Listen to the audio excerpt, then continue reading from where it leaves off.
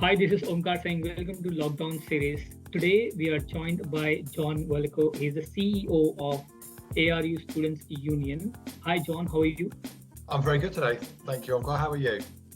I'm fine. Thank you so much, and thank you for joining us today. It's quite appreciating. Uh, so, do you know that we are under lockdown too? Do you have any tips or advices for students to cope up with their mental well-being?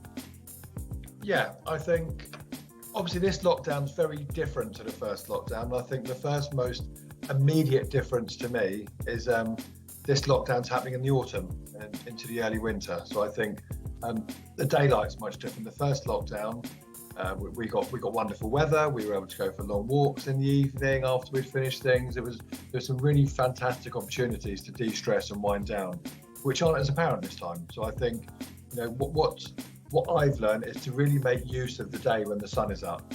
So I get up a little bit earlier than I used to. I make sure halfway through the day, I try and grab some time. I might go for a walk, see something, even if it's raining, I'm happy to go out, just to catch some fresh air and see what else is out there. Because your day can be over very, very quickly. And all of a sudden you look outside, it's 4:30, 5 o'clock, the sun has gone down, Yeah. I should have done some more. So getting out and about and doing things, I think, is really, really important. Um, I think not to let the lockdown get you down, but it's a time of opportunity as well. Yes, we've still got studies to do. Yes, most of it we're still working.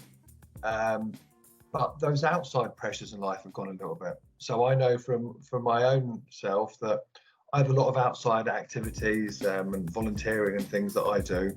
I can't do them at this moment, so I've gained time, and it's how I can make the most of that time. And I think when it first started, I just used it as just a nice time to relax, to make the most of the time that I had. Um, just sit, read a book, watch some TV, those sorts of things, and just enjoy my own company.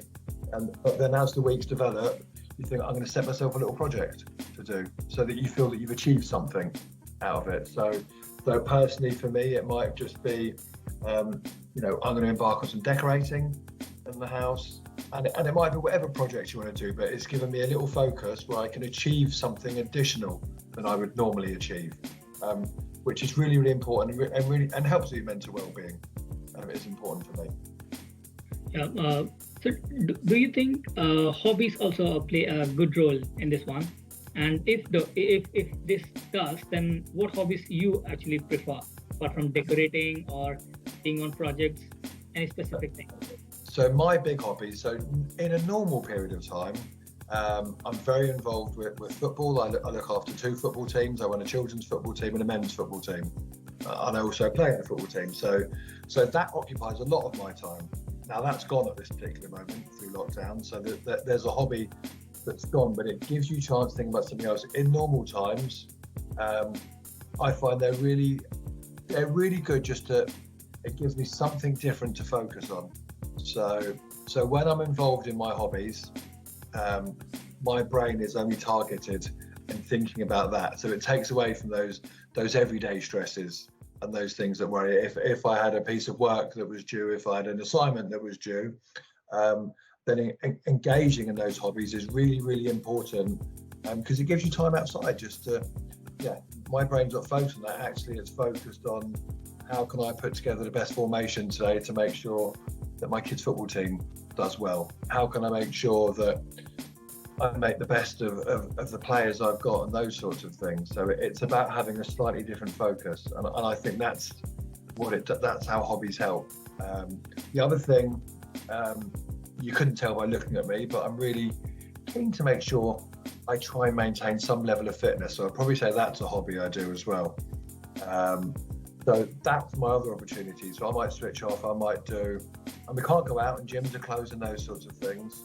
So whether that's going for a walk or doing an online workout video or something like that, it can just really help to switch off. And it's really, I enjoy that feeling of having, gone for a run or done something that just clears your mind out and you feel you've achieved something in the day. So they're the kind of hobbies that I do. The one thing and that I need to learn, I would say, in terms of well-being, is we've all got other goals we want to achieve, haven't we? So there's always that hobby that you wish you'd done. And I don't know quite what that is, but yeah, I'd like to make sure I take something else up as well that gives me something new to focus on and a whole brand new thing to look at is what I would like to do. It's very interesting to see how many stuff you do as your hobbies, and they're quite interesting too. So, do you have any advice for the students who will be spending their time in UK during Christmas? Oh, very good. Yeah. Well, England, I would say for Christmas, it's a very traditional country for Christmas.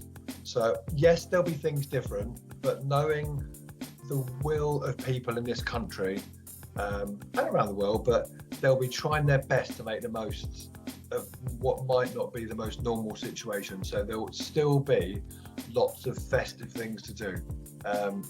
I'd recommend for those, there's always something really good on TV to watch, and there'll be some TV to avoid, I would say as well. I'm not going to mention it here on this recording at this particular moment, but get outside as well. You know, that you might find some Christmas trails. Go to the woods to pick up conkers, to pick up things like that, and to make things with. If you want to get into Christmas crafts and those sorts of things. There's some great things you can do with Christmas, and and if you're from a country that's got a different weather to us, then it might be good. You'll feel the cold a little bit more here, or you might be from someone that's even colder, so you'll get milder, where you can enjoy long walks. You know, the countryside and the fields around us are amazing places to explore over Christmas. You know, and if you want more, if you like shopping, you'll get some sales on Boxing Day that will start as well. I personally would avoid the shops as much as I can and get outdoors and experience some fresh air. I think are the best things to do. So what we can say is that in this Christmas you are going out and shopping. I will have to shop at some point, yeah. I think I'll be making the most of the internet for my shopping this year. Yeah, the situations are so. Any message you would like to give to your colleagues or the students' union or the students? Any advice I'd like to give them? Any message, any advice? Yeah, I'd say from this situation, make the most of what you can. That there's, if you can seek a new opportunity when times are different, then go for it. If it just gives you more time to get your assignments done, then that's your opportunity. But find something new and challenge yourself a little bit. Be creative in something you want to do, but take up a challenge and commit to it, because you'll feel pleased when you get it done. Just a mini project that can be indoors or outdoors, and it's of your own interest, but take something, reach for it and go for it. That would be my advice. Thank you so much. Thank you so much for all your advices and interesting things you do. And thank you for joining us today. It was quite appreciating. Thank you so much. We'll be back again with another lockdown series. Thank you so much. Bye. Thank you, Omkar.